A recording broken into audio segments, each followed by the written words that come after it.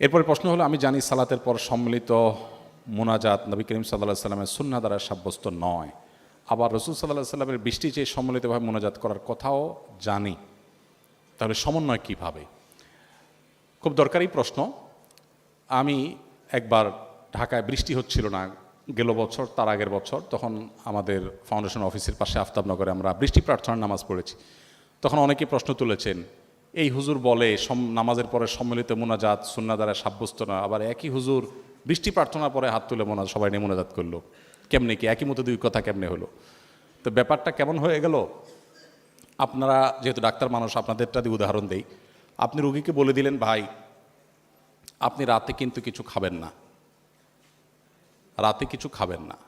ও রুগী দুপুরে খেয়ে আসছে, আপনি যে বলেন যে আপনারা রাতে খাইতে নিষেধ করছে, আপনি দুপুরে কেন খাইলেন? এই প্রশ্নটা কি খুব যৌক্তিক প্রশ্ন হবে? আপনি নিষেধ করেছেন রাত্রে খেতে।